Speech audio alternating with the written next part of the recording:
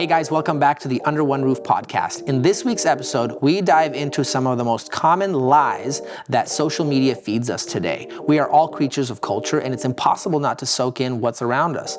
But the unfortunate reality is the ideas that we consume in media often influence us in negative ways. Today, we try to unmask those and see how we can navigate that effectively.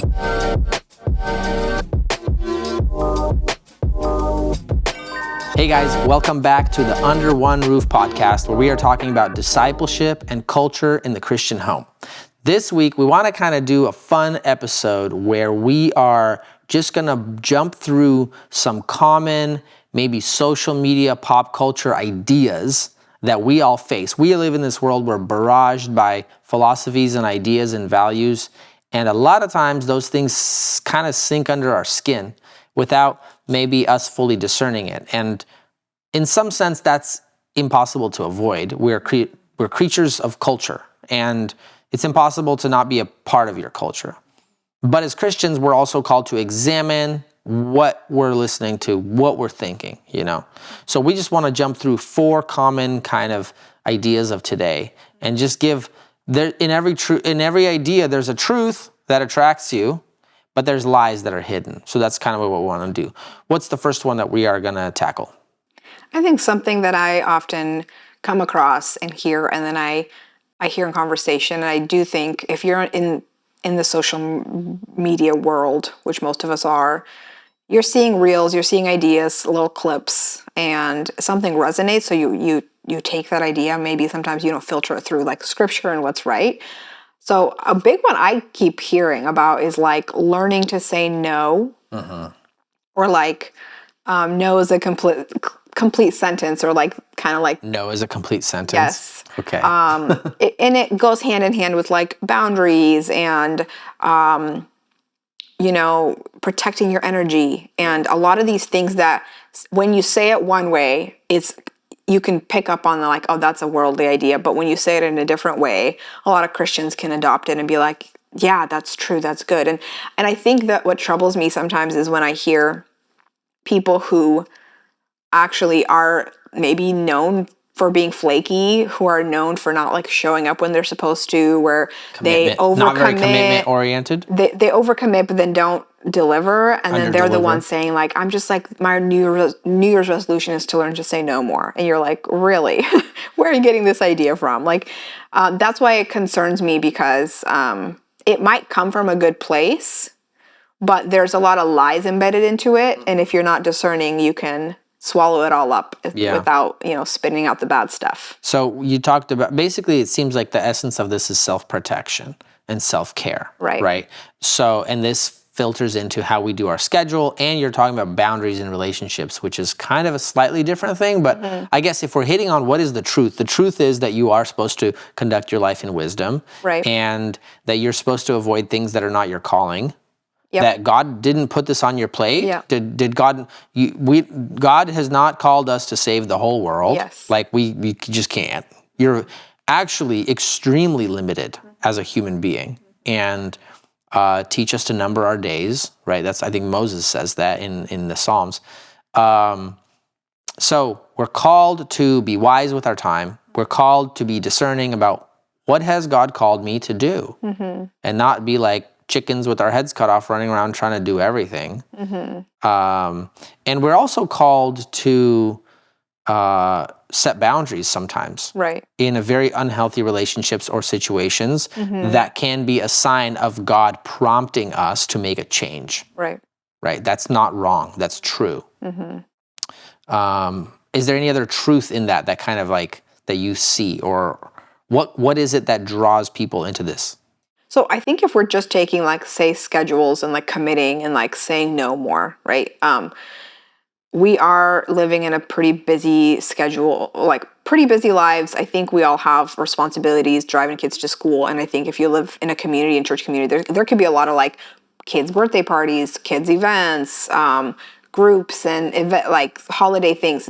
Your schedule can get really, really filled up. And I think you do need to steward that well. You need to think about your kids and their health and your marriage and all that. That's good. And the Bible does say, let your yes be yes and your no be no. Like there is a lot of good to it. Right. But I do think that you can also take that and run with it, and you can begin living a life that is so oriented Self-centered. around yourself, protecting your peace, protecting your energy, as people like to say.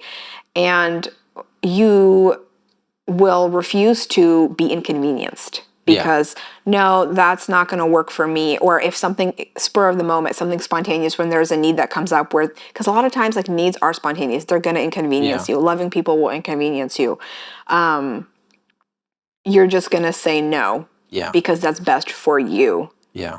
And I do see that, and I think it's troubling a little bit because I see where it's coming from. I see where it's being encouraged from a lot of lies of the world. Like it's your life. You only get one life. Don't waste your life on pleasing people, right? And it sounds good. It sounds right. It sounds correct. But I think it's missing laying down your life. It's missing bearing with people, being willing to be flexible, and being open to being inconvenienced and troubled by other people and their problems and their events. Yeah, like if you look at the Apostle Paul, this is a man, especially in Corinthians, he talks about how troubled he is, how inconvenienced he is by so many people in his life. But like that's his passion. Right. To love people and to bear with them and to be available as much as possible. He talks about working and not inconveniencing the church and earning his own money by day or by night, making tents during the day, preaching and ministering. So there's so much of the Christian life that is called to be loving, and love is all in action. Love is all in giving ourselves up. And we believe in a God, we worship a God who is infinitely so much more present. You know, I love the phrase Jesus says, my Father is working, so I am working. Like God is busily present in this world, orchestrating every detail. You know, like sometimes you look at people who are so godly. A lot of times they're like pastors. We have some friends who are like, honestly, they have a lot of kids and they're very busy. And they have so much going on. And yet whenever you like ask to spend time with them, they're always available and they're always present. And in every conversation, they're all there. And they seem to always kind of make time. And I think I take a lot of example from it, because I do think sometimes we run around carrying loads that God never asked us to carry, filling our schedules with things that are not what we need to be doing. Yeah. But then we overload ourselves, and then all of a sudden we get overwhelmed, and then we're like, I'm going to say no to all these things because I need to say no and I need to prioritize my family. Whereas you've actually done that to yourself, where you were not using wisdom to steward your schedule right and think through it with your husband, and then you're letting others down. And it still comes down to like your own tendency. Yeah. Well, and there's a few factors. It's expectation. Like if you expect your life to not be full and bursting at the seams, and you're a young person and you have family, you have kids, even if you're a single person, like what's your expectation? Or so if you expect it, it's going to be way easier. And second of all, if you have a theology of, I think like for a lot of Christians, it still seems like a lot of people lack a theology of hospitality. Like in the Bible, hospitality is such a massive concept. It's one of the biggest ways that we love people is by physically bringing them into a space where we demonstrate that love by hosting, feeding, sitting, talking, being together. So much of Jesus' ministry was around the table, like just so much. And so a theology of hospitality is absent, and a theology of fruitful labor. We should desire, our prayer should be, Lord, fill my life with fruitful labor. Right. Joyful, fruitful labor. I want my life at the end to be empty hands, worn down, calloused because of all that I've done, and not toil, like running around like busybodies, but fruitful labor. And where you look and you think, wow, praise the Lord that we could do these things that he could do. And the Apostle Paul is not afraid to say like, hey, I persecuted the church, but now I work harder than all of them. Like, he's not afraid to say that. And he's not saying that in a boastful way. He's saying it as a factual way that, like, my life is about spending myself for others. And if you're a single person, there's so much, Paul was single, so much you could do to love people around you. Yeah. Join community, join book clubs, host, organize. Right. Like, pray for people. I don't know. There's just so much you can do. Spend yourself, right? But I think maybe, I think, like, why? Because I think there's an element of this where we're trying to, like, find balance in our lives. Most people are just feeling a little crazy, maybe overwhelmed, overstimulated. And maybe the problem is not that you're serving too much. Maybe you're just over-entertained. Right. Maybe there's many reasons why people feel what they feel. I just think I would encourage people to say, like, there's people who are serving a ton and they're just so productive. Their lives are so well spent and they are exhausted at the end of their day and they crash into bed and they sleep like crazy. And then there's people who are very, very careful and calculated and it's like, oh, this isn't the season for me, which could be true, I think. But are you saying no to serving in a small way because you're saying yes to something else? You're saying yes to something else, or are you just, you'd rather not be inconvenienced because you are unwilling to take on anything beyond just, like, taking care of your own kids? Yeah. Which I don't want to make it sound like you should be doing all these things, but for most of us, we can do a few things. We can host, we can do, but we're just unwilling to because we're so limited to, like, well, I have all this going on. So I just think before you take on the, like, learn to say no more, it's like, well, why? And also, like, the theology of the Sabbath, like, the Lord works hard and then on the seventh day he rests. We have to, like, very much be humbled under that and see our limitations and to know that we are finite human beings who are weak or we get tired and we're given a day to rest and we're supposed to rest and we're supposed to take that. Yeah. But we're also supposed to work really, really hard too. Yeah. And that honors God. So, like, that is different for every family. But I think this whole idea of, like, protect yourself, show up for you better, because if you're just not showing up for you and showing up for everyone else. You don't need to show up for you. You need to show up for God. I think that's the piece that we're created. The theology of being created as an image bearer means that it's not when you look in the mirror that you're restored. It's when you look up in the face of God. Yeah. I love, blessed are the merciful, for they shall see God. I think that's the one. I'm trying to memorize the Beatitudes right now. And the beatific vision is one of the animated drives of the early church, animating drives, like to see Christ, to see the glorified Christ. But part of the Christian life is to be in the presence of God. And I just wonder, like, because you look at Isaiah, right? He sees God's glory. He is humbled. He is aware of his sinfulness. God comes and atones his glory. The response is what? Send me, I'll go. Mm-hmm. So I think our commissioning, our heart that says, like, I want to do something. I want my life to matter for the Lord. I want to be fruitful. I think that comes from, like, being in the presence of God. Yeah. Being filled. That's your fuel.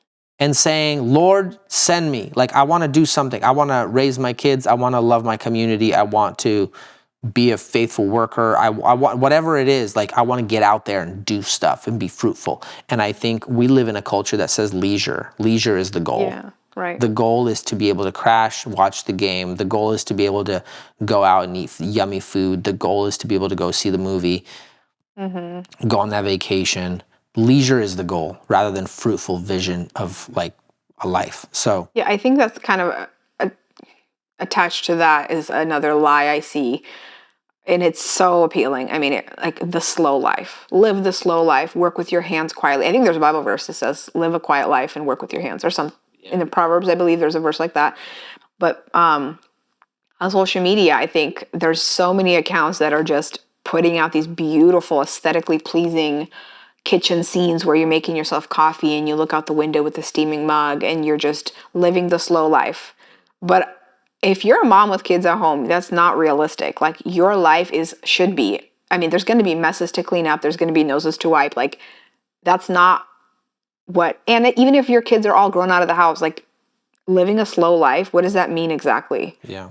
And it's so aesthetically pleasing. And like you watch it and you're like, that's what I want. Like I want to live a slow life, a calm life. But I think we're called to live a productive, fruitful life. And that's going to probably look like your kitchen's going to be productive, which probably means sourdough's out and there's things on the counter. Like I think we all reach for this ideal of like, we need to make sure we're resting. We need to make sure we're taking care of ourselves, which maybe for the rare, I don't know. I guess maybe I don't see that problem as much as people are like overextending themselves and working so hard that I really wish they would slow down. I think there's like exceptions and there's individuals like that. But for the vast majority, I think I would almost encourage them to be a little more willing to be productive. Yeah. And I think that a lot of like social media will give you lies and videos of what your home should be like, what your life should feel like, but it's absent of reality. It's not speaking truth. Yeah. It's not showing like the multiple messes that you're going to have to faithfully clean up. Yeah, and I think, I mean, our longing for the slow life, I think there's so much, I mean, there's so much beauty in that and so much appealing. So I would say there's this account that I follow.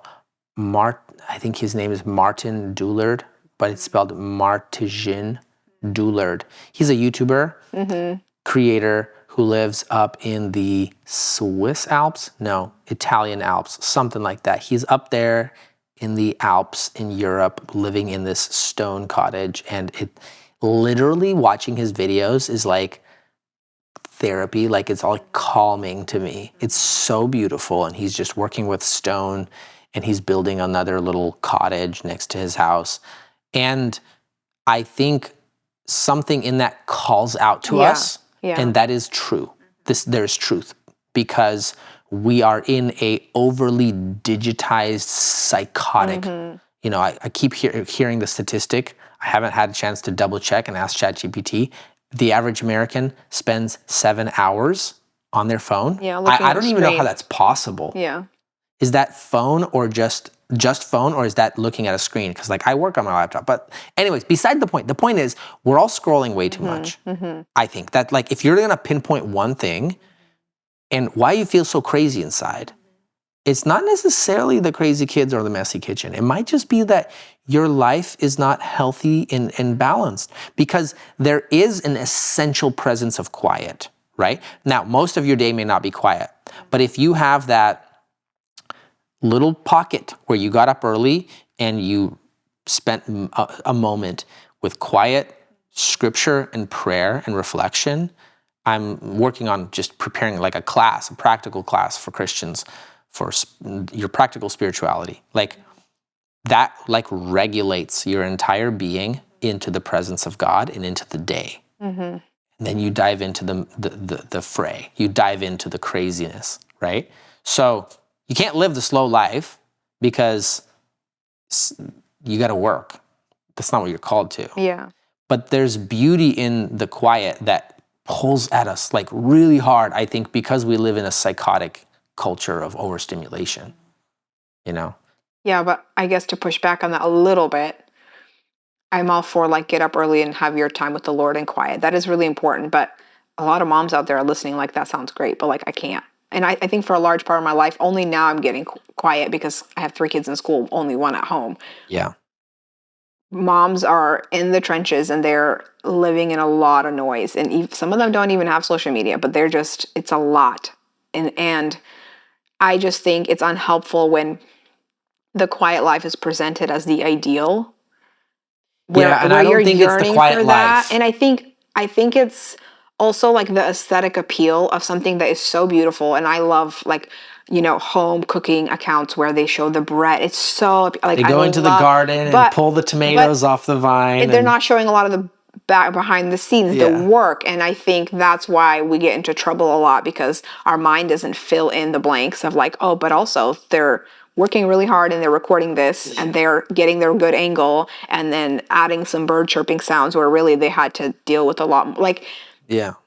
I think there's so much content out there that is beautifying everyday life, which is, I'm all for that. Romanticize your life. I'm all for that. But also like learn to live in the mundane of like the non-glamorous moments, which our lives are very full of, and find joy in it and be faithful in it and produce a profit on it. Yeah, for sure. That's think what I'm what pushing back against the quiet life, Yeah, I think you can't have a quiet life unless you just become selfish. I think, but you do need quiet moments. And even if you're like a mom, I remember there was days you're so overstimulated after I come home from work and you just go on a 20-minute walk through the neighborhood or a drive. Remember you used to take walks. Yeah. Like you just would go on a little walk. I would go on worship walks. Yeah, go on a worship walk. I just needed some quiet. Yeah, so everyone's capable of that. Right. Everyone's capable of having a little moment of time when you're just realigning. And here's the mistake: the quiet that your soul longs after is the quiet of prayer and contemplation and the presence of God, not the quiet of scrolling or escape. Yeah. Yeah, but that's not the goal. I think the goal is to get that so that you can then faithfully return joyfully back to your family or to your job, restoration. To work. Yeah. And I think it can be unhelpful. Like the goal is set as this aesthetic. For sure. Or like the goal of motherhood is just to have a baby on the hip and we're all wearing cotton dresses and we're all walking through a prairie. But that's not motherhood. Motherhood is like 3 a.m. crying baby and you have beautiful moments, but a lot of it is really hard. And so the quiet life, the aesthetic life, paired with that is also like living off the grid and making everything from scratch. Again, I love making my own homemade bread. I love cooking from scratch. You cook from scratch every day. Yeah. But I think there's this, I do think like, naturopathic medicine, like we do always try to do, we don't give our kids, when they have a cold, we don't just give them Tylenol or ibuprofen. Like we do everything we can to be more natural. But I think there is like a movement where it almost becomes like godliness to be religious, be very organic and very like anti, buying everything at the store, and it's almost becomes like a godliness thing. Yeah. Which can be unhealthy if you're taking it too far and you're becoming judgmental about it and you're not enjoying the crunchy religion. Yeah, I think that can be as a self-righteousness. That is a definite reality today, for sure. So I think, the quiet life. I think the opposite of that is the hustle culture. Right. And I think that men, it's more, do you think it's like the quiet life is more for the women's temptation? Yes. And because I don't have any quiet life reels except that one dude. Right, the mountain guy. Most of my are like, you need to get up at 3 a.m. and you need to 10x it and get 15 rentals and you need to like I think the it's hilarious and it's like you make fun of it. Mm-hmm. But at the same time, there's this like expectation put on men to be like a Jocko times 3 entrepreneur, like Navy SEAL, like lifting weights and running 3 businesses and writing books and hosting a podcast. Like we're ordinary men. Like so, there's a few Jockos out in the world. And that's awesome. They're superhuman. They are gifted in amazing ways. I just listened to a podcast recently when the guy, where they're talking about sanctification and by the way, Food Trucks in Babylon, it's back on with Andrew Pack and Todd Miles. You guys got to check it out. It's a really cool podcast. They were talking about sanctification and they just said this little thing, like just a side note, we tend to think we're the exception. When you think about this is how most people grow, but I'm going to grow this way. I'm going to grow faster and more. Yeah. And it's like, hey, just a reminder, you're probably not the exception. Yeah. When you look at Jocko and his lifestyle as a man, he's an exception. Now, that doesn't mean you lower the bar for yourself. But what it also means is that you got to be realistic to the giftings and callings and abilities that God has called you to, And so, yes, try to be healthy. But are you going to get an hour-and-a-half workout, weightlifting session and jiu-jitsu class every day? No. Like, bro, you worked hard. You're working at construction. You're building a business. You're trying to come home. You're super tired. And you're just going to give the last juices of your energy to your kids and wife. That's okay. You didn't get into the gym and work out today. You shouldn't feel like trash. Like, I talk to guys, and they're like, man, I just feel like this, like, guilt. Like, at the end of the day, I don't really know when have I done enough? When can I just say, oh, it's okay, I can just stop or should I just keep trying? I keep building more, keep doing more, keep working more, keep investing more. Like that is not healthy. And again, this is where we as men, we need to work on this. Like, there's no simple answer to this. We need wisdom. The answer is wisdom. But all the other thing that I'm pushing back against is don't allow the lie that you need to do all these things that one or two exceptional men do to become a worthy man. Like, a worthy man is a faithful man. And a faithful man is a man who looks at what God has given him, wife, family, kids, your bills, your job, and he's showing up. And he's showing up with a true heart to love Jesus, to be true, to not be hiding sin, to be living an authentic life where he is genuinely battling his sin, confessing it, coming to the light, drinking from the grace of God every day, in his weakness, coming to worship Jesus, showing up again and again, no matter how he feels, and doing his best and praying hard that God makes it fruitful. And it doesn't mean you're going to have the same size life and house and budget as all the men in this world. Like, that's okay, dude. Like, your kids and your wife are going to be happy, not because you've 10x'd everything, but because you're a true, genuine man present in their life and you're doing it, you know? So I think the expectations that men put on themselves today can sometimes be crushing, and you just feel like a failure. Like, this is the number one feeling I struggle with. Like, feeling like a failure or feeling like not enough. And that's crazy. It's so silly that this is how we feel. And maybe part of this is like, man, we got to rediscover a deeper understanding of being a disciple of Jesus. Maybe we're all too prideful. Maybe we're all expecting too much from ourselves, you know? Yeah. So the hustle culture thing is, the truth in it is, men, you are created to be strong. Men, you are created to lead. Men, you are created to take ownership. Yeah. To be ambitious, to turn a profit. Be ambitious, turn a profit. Those are all beautiful, good things. Like, we can make a bunch of separate podcast episodes. But I think the hustle culture toxicity can start to weigh down and make men feel like unless I'm at Jocko level, like, I'm not like a true man. I'm not measuring up. Or even if you're not measuring up to the most successful guy in your church. Yeah. In your community, in your own family. Like, every man is going to be different. That's okay. You walk before God. Mm-hmm. So, hustle culture. Yeah. One more is, I would say, another lie is all or nothing thinking. Mm-hmm. So all or nothing thinking in social media today it's so tempting, given the complexity of the world.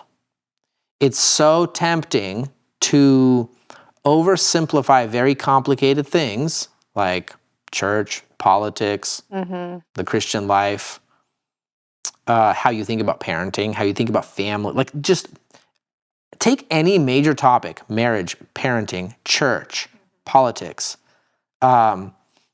And it's so tempting to oversimplify stuff and to attach your belonging to a group and then demonize everyone else. Yeah. Like, that's going on a lot.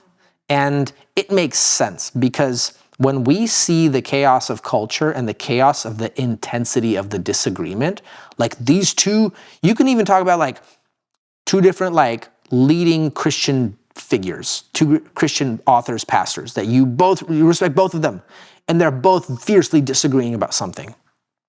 You feel the temptation and the pressure to side with one of them and to say, this one's right, this one's wrong.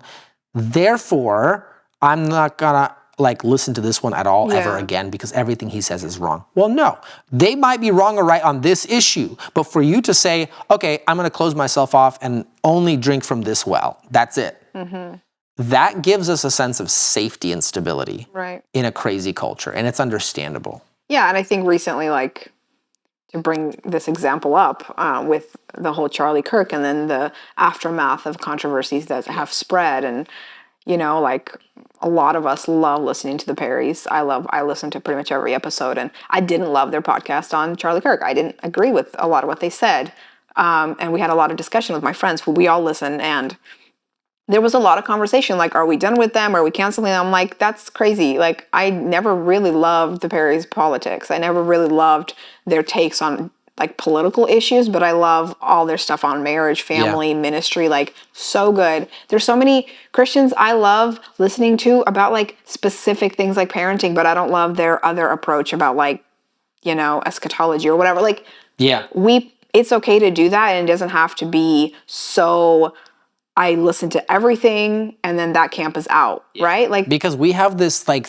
I think there's this like obsession with purity. Like we want to be pure, and that means we're only gonna read the correct people or listen to the correct people. Tribal. But again, so the counterbalance of this is what? Well, let's be nuanced about everything. Let's nuance everything. Let's nuance everything into a nuancing mush that we have no clarity at all. And that's crappy. Yeah. That's not true. Yeah. That's not helpful. A lot of Christians are trying to be so nuanced about everything. You don't know what they even believe anymore. They don't even take a position. They have no conviction. Yeah. So this is true. This impulse in us to desire nuance is good, but also the impulse to have conviction. Yeah. We live in a culture where we got to speak the truth, and we got to speak the name of Jesus, and we got to not be afraid.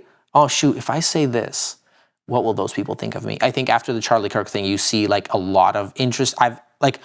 There's people that I've been following who are not like Charlie Kirk people at all. Yeah. But they were like, I just want to say, guys, I feel this deep calling to speak the truth, and I don't care what people say. Yeah. Like, I'm going to speak the fact that I believe in Jesus. I believe that people need salvation. Like, people who are not hardcore, typical kind of right wing. Just Christians in the digital space who are creators, artists, who are doing the same thing. We need conviction, yes. Right. And we need to speak the truth. That it means preach Jesus, preach the gospel, love people. But we need to resist the urge to oversimplify complicated things. Yes. And when we talk about Christians and politics, like, I have read so many books on Christian political theology. I just, it's one of the topics, like, I guess my brain is attracted to highly complicated problems, and I'm attracted to them because I want to try to solve them. Yeah. And sometimes you can't solve everything. And I think one of the things that irks me more than anything is premature solutions. It's like, you clearly did not think that through. You just want to arrive at a solution that makes you feel safe so you don't feel the tension anymore. Mm-hmm. But it's okay. Some things you need to feel, like, how is God 3 in 1? It's a mystery. We can never reconcile it. Yeah. So as Christians, we need to be okay with mystery, and that means we need to have a tolerance level for complicated issues being complicated, and take time to think through stuff. That doesn't mean avoid being convictional. But it all, so even with the Perrys, I listened to the episode. I like a lot of their stuff. Yeah. They're awesome. I did not like that episode. Yeah. I disagreed with a bunch of stuff they said. However, what I wish I could do was grab dinner with like Preston and ask him more questions, because that's my impulse. Yeah. Because I know from reading history, American history, like, if I was an African American in America, like, I would think differently probably. Yeah. Because if my great-grandfather or great-great-grandfather was a slave, you would have some different opinions. It would be in my body. Yeah. It would be in my body, in my memory, that like, dang, my relatives were enslaved in this country. I would think differently. Yeah. So I guess that's the thing. I'm not relativizing, but that matters. Yeah. I want to dive into that complexity and have more conversations. Yeah, I think what I've seen, not just politics, but even like Christian opinion on many things. People don't want to hold things in tension. Like, two things can be true at the same time. The Bible does speak on two things. Yeah.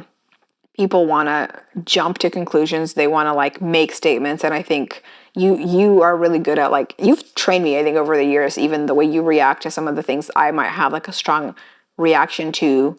Your lack of strong reaction has trained me over the years to just be less reactionary, to be slower, like, to be like a wet log about, like, I'm not going to be constantly firing off reactions. Like, take a minute.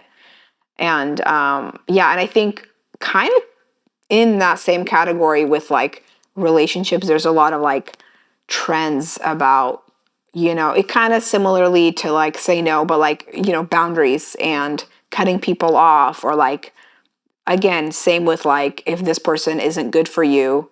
I think the Bible does teach like bad company corrupts good morals. Like who you associate with is who you're going to become. That is true and good. But in the church, if someone is kind of more negative or grumpy and you're just like, they just drain my energy, I'm going to distance myself. Like, we're actually called to bear with people. Yeah. If you have a friend of 15 years and they've always kind of been hard to deal with, you don't cut them off. You bear with them. And sometimes, like, I think like you're saying, all or nothing. I think sometimes we've just, I need to make a statement and I need to take a stance and distance myself. Well, it's like, maybe you don't need to be best friends with them and hang out with them every single day. But you could still be somewhat friends. You can interact and bear with them and be gracious and kind. And if they invite you somewhere, just show up, Yeah. right? Like, I don't think we're ever called to like make such extreme, I'm cutting this person off, unless there's like sin or like there's like exceptions to that. But I do see a lot of like, well, because of this and this, I'm going to just, I'm done with this person. I'm cutting that person off. I'm cutting this person off.